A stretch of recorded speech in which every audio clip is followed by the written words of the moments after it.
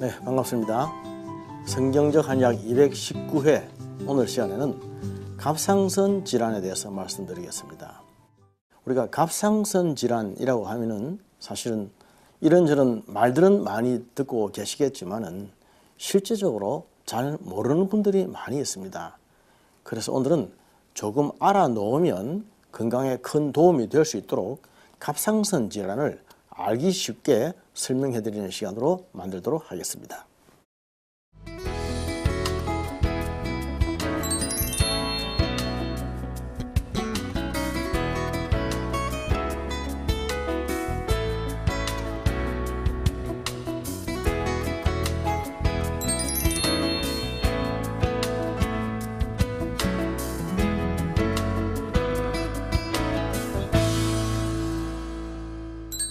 갑상선은 이래 목 아래에 있는 연골 옆에 있는 두 개의 호르몬 샘입니다. 갑상선,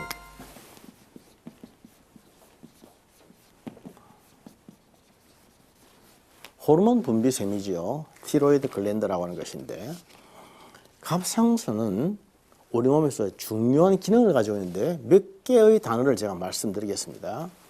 첫째는 단백질입니다. 단백질 합성이죠. 그리고 땀입니다. 그리고 체온. 여성들의 경우는 생리입니다. 갑상선과 관계되는 키워드는 단백질, 땀, 체온, 그리고 생리, 요 네 가지만 외워 넣으면 아주 쉽게 됩니다. 갑상선의 기능은 기능 저하가 있고 항진이 있죠. 갑상선의 기능 저하는 이유가 없이 올 수도 있지만은 요새처럼 갑상선 암이 많을 때에는 갑상선의 혹을 떼내어 버림으로 말미암아 갑상선 호르몬에서 호르몬 분비가 잘 안 되기 때문에 오는 저하증도 참 많이 있습니다. 본인이 생각할 때 기능 저하인가 아닌가 판단할 수 있는 몇 가지 말씀을 제가 드릴 테니까 한번 들어보십시오. 첫째, 단백질. 갑상선은 단백질을 합성하는 그런 호르몬을 많이 만들어냅니다. 갑상선의 기능이 저하가 되면은 단백질 합성이 많이 돼가지고 살이 찝니다. 살이 찐다. 살이 찐다 하는 것이 뭐 좋은 것처럼 보이고 건강하게 보이지만은 실제적으로 음식을 안 먹는데도 자꾸만 살이 찌는 사람들이 있죠. 자꾸만 살이 찐다. 음식을 먹을 만큼 살찌는 만큼 먹지 않는데 자꾸만 살이 찐다. 그런 분들 계십니까? 살이 찌는 것은 붓는 거죠. 붓는다. 자고 일어나면 그냥 붓는다. 눈이 붓고 얼굴이 붓고 혀도 붓고 손도 붓고 발도 붓는다. 자기가 생각할 때 자꾸 붓는 것을 많이 느끼는 사람. 이 부은 것이 그대로 살이 되기 때문에 자꾸만 살이 찌는 사람입니다. 보통 우리가 붓는다고 할 때는 신장을 생각하죠. 신장, 콩팥. 신장이 안 좋을 때 붓는다라고 하는데 이때 나타나는 특징은 소변 장애가 있습니다. 소변을 잘 못 보고 자꾸만 붓는데 갑상선의 기능이 저하로 살이 찌고 붓는가 하는 것은 소변과는 상관이 없습니다. 이 키워드에는 소변은 안 들어가지 않습니까? 그래서 갑상선 기능 저하가 있으면 자꾸만 붓고 안 먹는데도 살이 찐다. 이겁니다. 그러면서 몸이 자꾸 체온이 낮아지기 때문에 차가워진다. 냉증이죠. 냉. 갑상선 기능 저하에는 손발이 차가워집니다. 손발이 차가워지면서 몸이 전체적으로 자꾸만 시리고 추워지는 거죠. 특히 요즘처럼 찬바람이 불고 겨울에는 더 견디기 어렵습니다. 몸이 자꾸 식어지니까. 체온이 자꾸 낮아지기 때문에 견디기 어렵습니다. 가을만 돼도 막 내일을 입어야 되는 사람들이 있어요. 이런 사람들은 갑상선 기능 저하가 문제가 됩니다. 문제인 경우가 많이 있습니다. 그런데 체온이 자꾸만 낮아지고 몸이 자꾸 이렇게 차가워짐에도 불구하고 살이 찌는 겁니다. 우리 한의학에서 말할 때 소음인이라고 하는 체질인데, 소음인. 소음인은 선천적으로 몸이 차운 체질 아닙니까? 이러한 사람들은 음식을 많이 안 먹고 또 잘 먹어도 살이 별로 안 찌는 사람들이에요. 그런데 체질적으로 그런 사람들 말고 병적으로 올 때는 안 먹는데도 불구하고 몸이 자꾸 차운데도 불구하고 살이 찌는 겁니다. 살이 찌는 것이 갑상선 기능 저하증의 제일 문제죠. 그러면서 몸은 차워지면서 건조해지게 됩니다. 건조라고 하는 것은 아까 땀이라고 했죠. 땀이라고 하는 키워드. 갑상선의 기능이 떨어지면 땀이 잘 안 납니다. 그러니까 양말을 신으면 양말이 뺑뺑 돌고 웬만큼 해도 막 운동해도 땀도 안 나고 그럴 수가 있단 말이죠. 물론 그런 사람들이 다 갑상선 기능 저하란 말은 아닙니다. 체질적으로 소음인들이 원래 땀이 안 나고 또 빼빼 마른 사람들은 잘 살이 안 쪄요. 그런데 그런 사람들 말고 기능 저하로 온 사람들은 몸이 아주 차우면서도 안 먹는데도 자꾸만 살이 찐다고 하는 것이죠. 그러면서 자꾸만 이렇게 건조해진다고 하는 거. 여성들의 경우에는 생리가 문제되는데 과다월경입니다. 과다월경. 생리 양이 너무 많아요. 생리가 양이 많다 어떻다 하면 보통 뭐 작은 거와 난소만 자꾸만 보는데 그게 문제가 아니고 그게 문제일 때도 있지만은 갑상선의 기능 저하로 생리의 양이 많아져서 이것 때문에 아기를 못 가지게 되는 불임을 하게 되는 경우가 참 많다 이 말입니다. 아기를 못 가지는 이유 중에 하나도 갑상선의 기능 저하증입니다. 그래서 기능 저하에 빠지면은 안 먹는데도 살이 찌고 몸이 자꾸 부으면서 살이 찌고 그러니까 갑상선 기능 저하증이 있는 사람은 자기도 모르게 자꾸 살이 찌는 겁니다. 본인이 생각하기로는 내가 갱년기가 돼서 살이 찐다. 운동을 안 해서 살이 찐다. 많이 먹어서 그래서 그게 아니라 갑상선의 기능 때문에 살이 찌는 경우가 참 많다는 것이죠.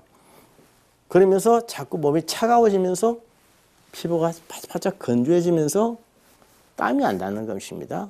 여성들의 경우는 생리가 너무 많이 나와가지고 처치곤란인데 그럼에도 불구하고 아기는 못 가지게 되는 것. 이런 사람들이 참 많다는 거죠. 기능 항진증은 그 반대가 되겠죠. 살이 자꾸 빠지는 병입니다. 이 사람들은 잘 먹어요. 갑상선 기능 항진증에 걸리면 많이 먹는데 많이 먹어도 살이 빠진다. 요새처럼 뭐 다이어트가 아주 유행되는 시기에는 참 행복한 얘기로 안 보이겠습니까? 마음대로 먹고 또 먹어도 살이 빠지니까.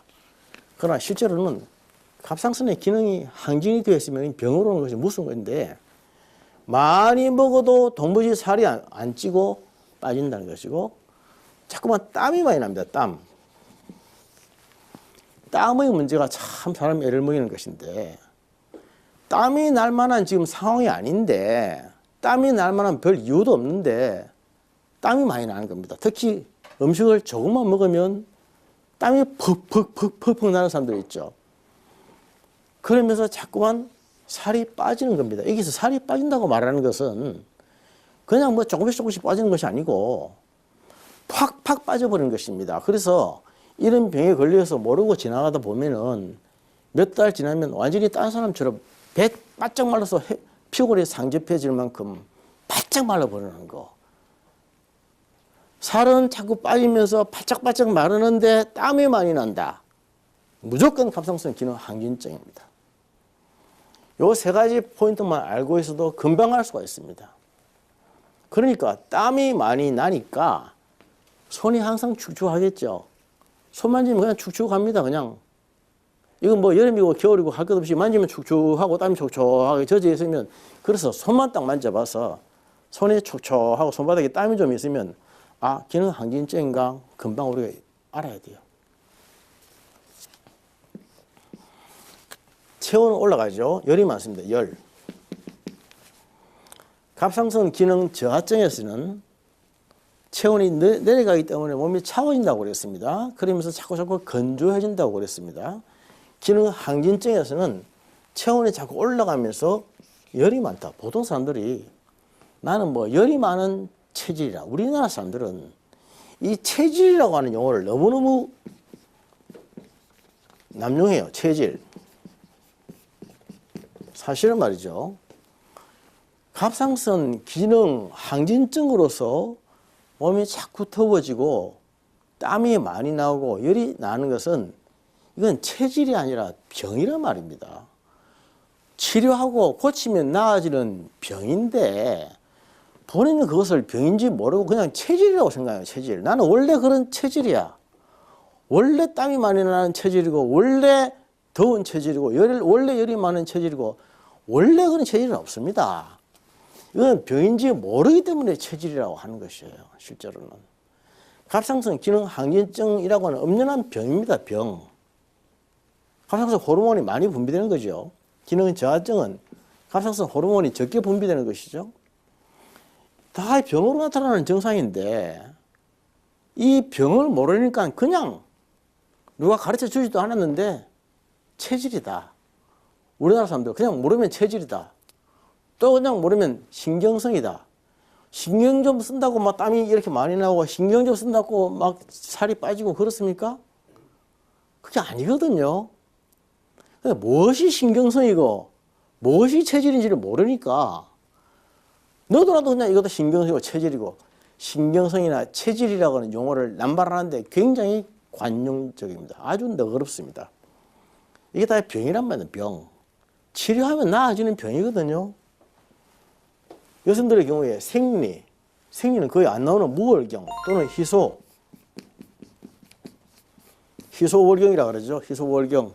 생리가 거의 없는 것, 잘 안 하는 것, 했다 안 했다 하는 것, 그리고 아예 없는 것 무월경. 희소월경과 무월경, 생리장애가 생기면서 이러한 증상들이 생기면 이것은 갑상선 기능 항진증이 아닌가 그렇게 생각해야 됩니다. 생리가 무월경이나 희소월경도 불임이 될 수 있습니다. 생리량이 너무 많은 과다월경도 불임이 될 수 있습니다.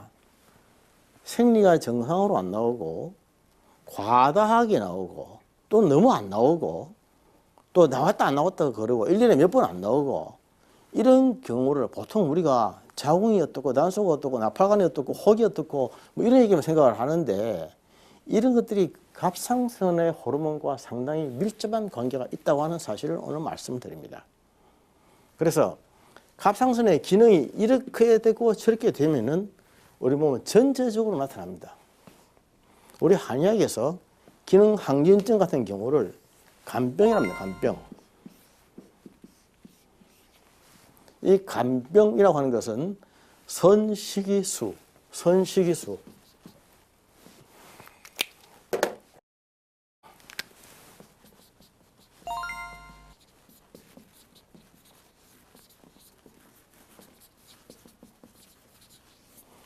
잘 먹어도 수치가다. 잘 먹어도 선이라고 하는 말은 착할 선자만 말하는 것이 아니라 많이 한다, 잘한다는 뜻도 있습니다. 잘 먹어도 바짝바짝 마른다, 수치가다.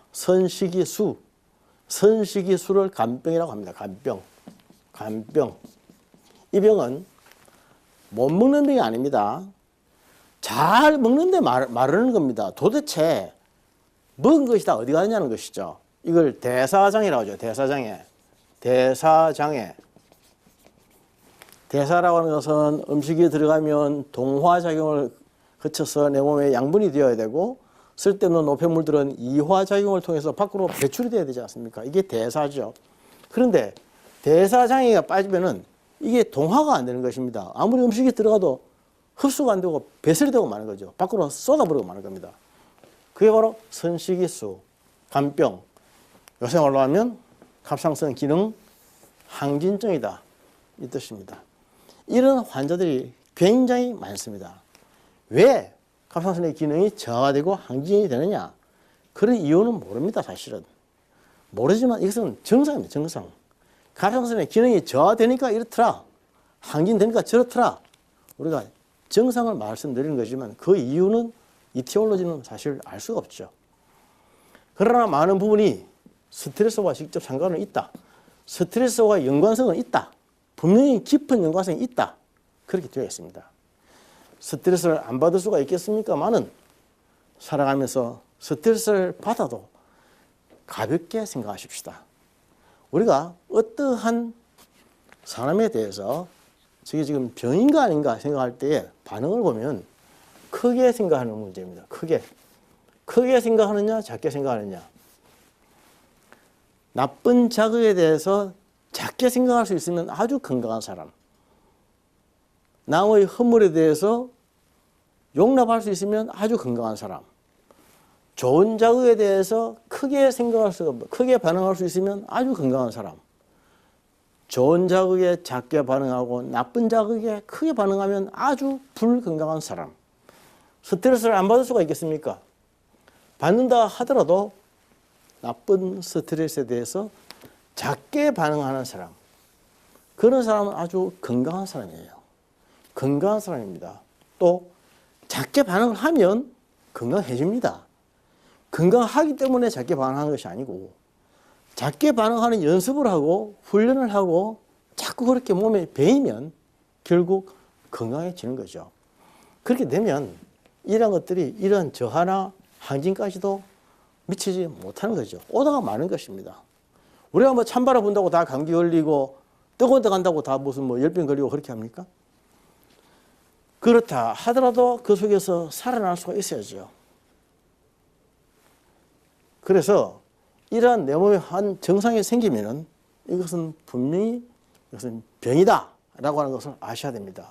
이 병인데 이 병을 병으로 바로 진단하고 인식하고 치료하면 얼마든지 나아질 수가 있는데 이걸 모르기 때문에 자꾸만 체질이라 그러고 자꾸만 신경성이라 그러고 그렇게 해서 그냥 넘어가는가 봅니다. 넘어가다 보니까 나중에는 그것이 다른 형태로 또 이완이 되기도 하는 것이죠. 이런 병에 우리 한의학에서는 양배추를 많이 먹으라고 합니다. 양배추, 토마토, 버섯. 양배추가 그 소화기에 좋다고 하는 것은 다들 알고 계시겠지만은 양배추와 토마토나 버섯 이러한 음식들은 특별히 기가 가벼운 음식입니다. 기운이 가벼운 음식이고 그래서 갑상선에서 호르몬의 분비를 잘 되게 적당량 되게끔 조절해주는 작용을 합니다. 우리의 몸은 배꼽 밑으로는 항상 따뜻해야 된다 그랬죠. 열이 있어야 되고 가슴 위로는 항상 물이 있어야 되죠. 그래서 수승화강이라고 합니다. 수승화강. 물은 올라가고 불은 내려와야 된다.